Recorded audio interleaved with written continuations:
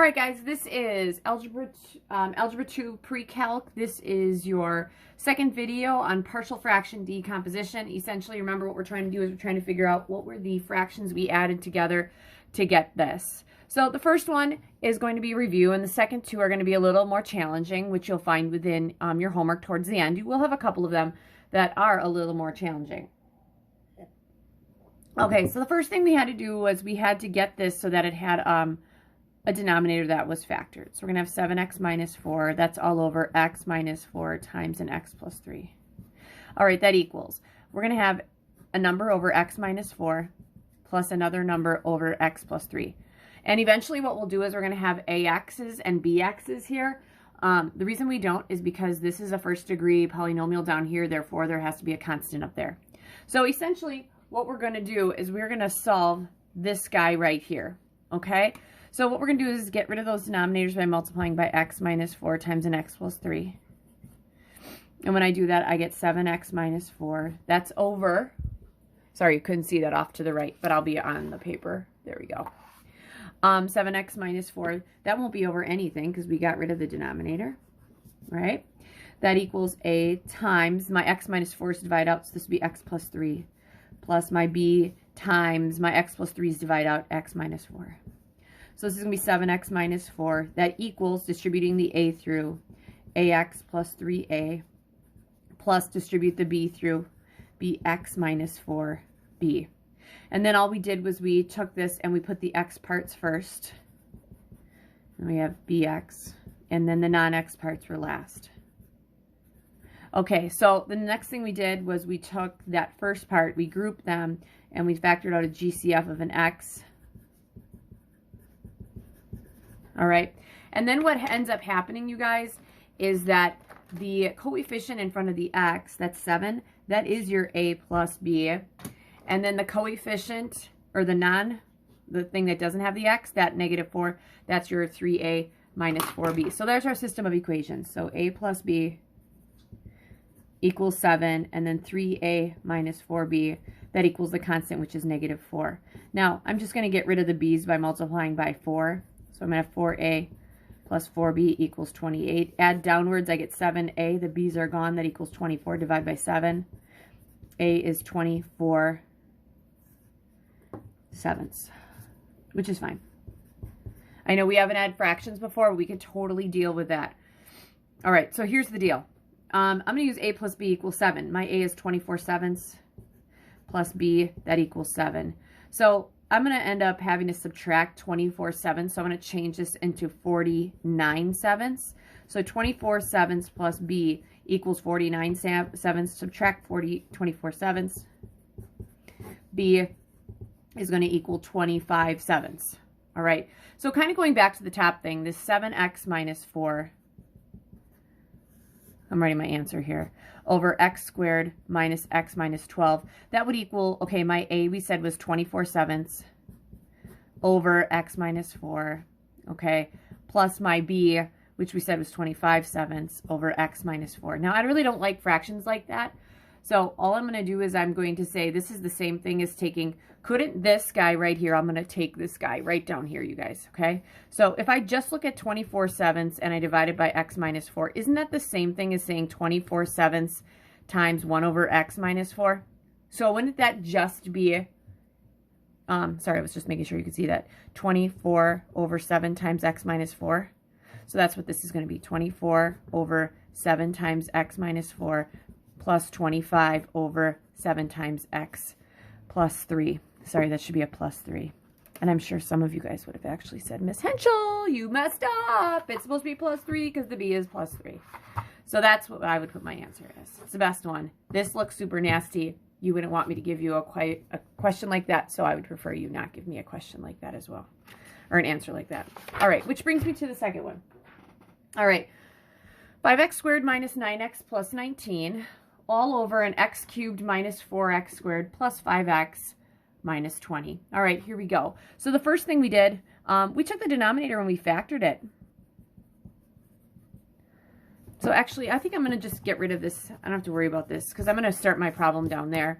But if I take my denominator and I factor it, oh, we haven't grouped for a while. Let's group. factor by grouping. What's the GCF here? X squared. So there's an x minus 4 left over there. And the goal here is to have an x minus 4. If I take a plus 5 here, you guys, wouldn't 5 times x is 5x, 5 times negative 4, that gives me negative 20. I'm feeling really good about that. So this factored, what do they both have in common is x minus 4, and we have the x squared plus 5. All right, so I'm going to rewrite this as 5x squared minus 9x plus 19 all over. I'm going to put the x squared plus 5 first, that factor, and that's going to be times x minus 4. All right, so that has to equal an x squared plus 5 plus something over an x minus 4. Right? Because that's pretty much what we've been doing at this point, right? So here's the deal. Since this square, okay, we are dividing by a square, that means up here we'd have to have a degree that's 1 less. See, everything else has been linear, you guys. So this is a linear, so this is just going to be over an A or a B, all right? I could just put this over an A. I'm totally fine with just putting that over an A, okay? Because this would be a constant, that would be a degree of 1.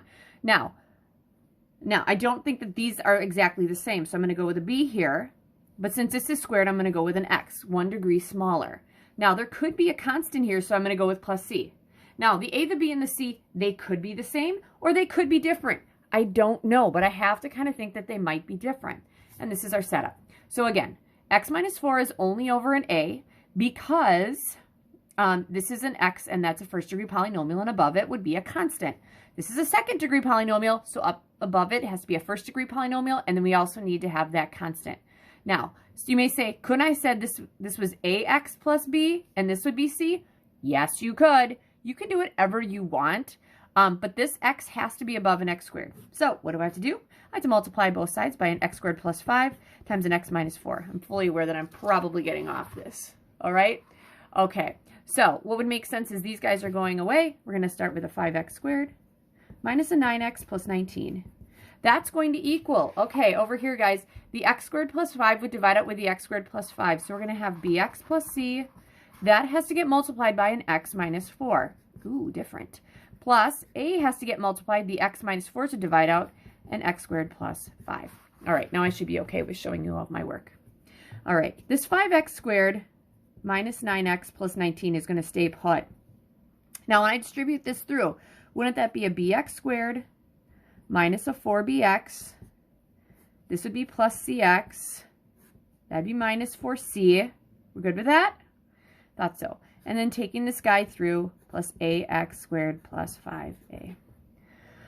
All right, so I really don't see anything I can combine, so I got 5x squared minus 9x plus 19, that equals, okay, usually we put the x's first. Now what I want to do, you guys, I want to put, we'll move this down a little bit, I want to put the the x squareds first. So it doesn't really matter. I'm going to go with ax squared plus bx squared. So these guys are done. All right, then the x parts, minus 4bx plus cx. That's all I have there because it's these guys. I'll just squiggly those. And then the only things I have left are a minus 4c plus 5a, right? Because those would be my constants. So I'm going to kind of do the same thing I did before and group these guys together. 5x squared minus 9x plus 19 equals, I'm going to take a GCF of an x squared out. Then I'm going to take a GCF of an x out here. And I'm going to leave these guys alone because that would probably be my constant, right? So here we go. If I'm looking at the x squared, wouldn't a plus b have to be 5? Because that's the coefficient in front of the x squared. Wouldn't negative 4b plus c have to be negative 9? Because that's the coefficient in front of the x. And finally, negative 4c plus 5a, that would have to be 19.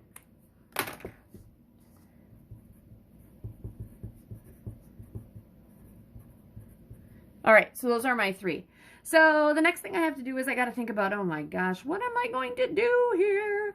Because I don't have any things with A's and B's. I have an A, a B, I have a B and a C, and I have a C and an A. So at this point, you guys, what you can do is you can get like super creative if you want to. It's totally up to you. But what I'm seeing here is, and I'm probably doing things the tough way because I think math teachers usually do. Couldn't I change this guy so it's C equals, I could add 4b minus 9. All right. Couldn't I then Substitute that in for the c. I know I'm going to probably make this more complicated. So this is going to be what? Negative 4 times 4b minus 9 plus 5a equals 19. And this would be negative 16b plus 36 plus 5a equals 19. Subtract 36. Negative 17. So I know I'm getting to the bottom of my sheet of paper here.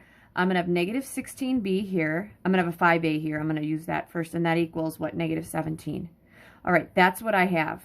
Here's what I see, you guys, right here. I can take those two, and I can find a or b, okay? What I'm going to do is I'm going to take these guys off to the side here.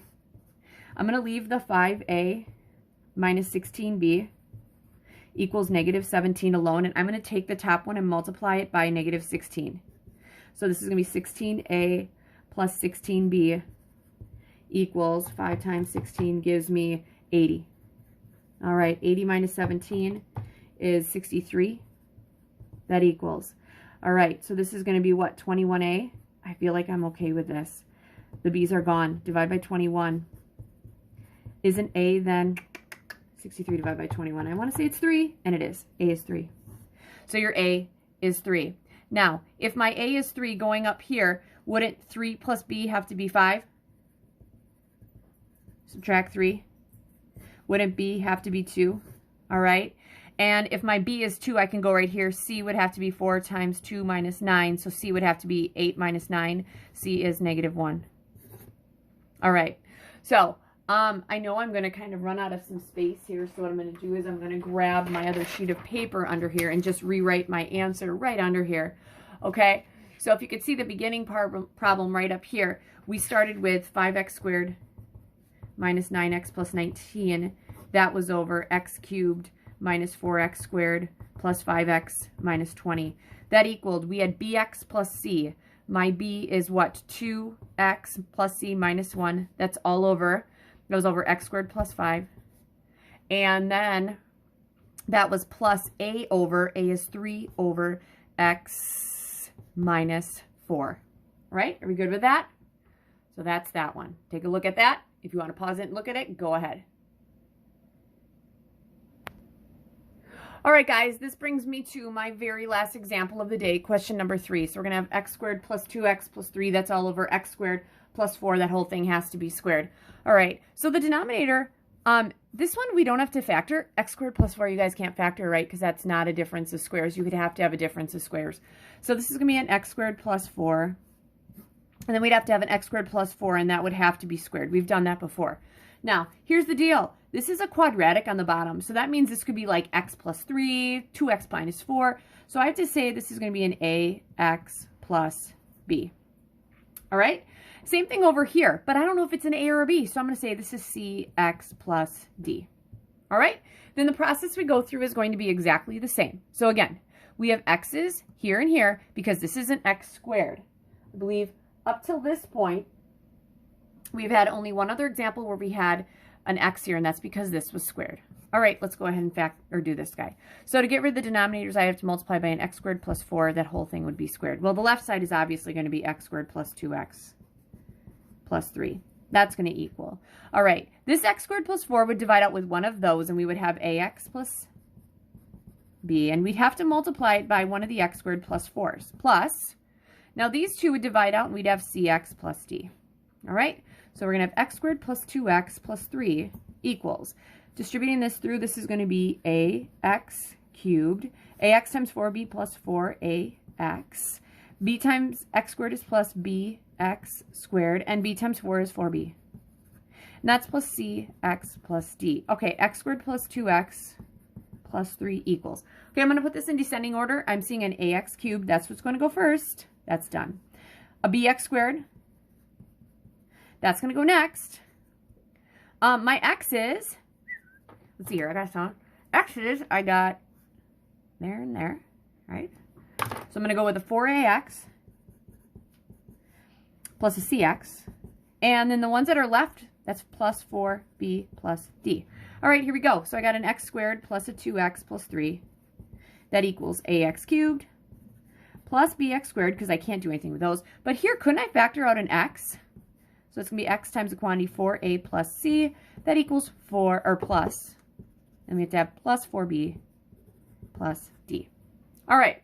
So kind of the same thing I had before. If I look in front of the x squared, there's a 1 there. So wouldn't your b have to be 1? Whew. All right. That makes me happy. The other thing is I'm noticing that there isn't an x squared or x cubed. So wouldn't that kind of imply, you guys, that in front of that, couldn't I have a 0x cubed? So wouldn't a have to be 0? Yep. So here we go. So first off, I know that a, there is no x cubed, so a is 0. We know that b is the coefficient in front of the x squared. That's a 1. We know that 4a plus c is the coefficient in front of the x. Wouldn't that have to be 2, right? And the final thing that we know is that we know that the 3, that doesn't have any x's with it, well, 4b plus d also doesn't. And that equals 3. So if a equals 0, so 4 times 0 plus c, wouldn't c have to be 2? And if b is 1, wouldn't 4 times 1 plus d equals 3? 4 times 1 is 4 plus d equals 3. Subtract 4. D is -1. All right, so here we go. Our partial fraction decomposition, x squared plus 2x plus 3, all divided by x squared plus 4, squared is going to equal ax plus b. My a is 0. I'm not going to put a 0x. B, though, is 1, so it's going to be 1 over x squared plus 4. Again, this comes from taking 0, because that's my a, x, plus my b, which is 1. 0x plus 1 is 1. Plus, then we had cx plus d, and that was all over x squared plus 4 squared. Okay, then we said our c was 2x plus -1, or just -1. There you go, guys. So that is your final answer on your partial fraction decomposition. There aren't too many of those that are that difficult, but again, you're putting x's on the top because you have quadratics on the bottom. All right, your assignment is just a continuation of what you guys got yesterday. It is due at the end of the week. Thank you.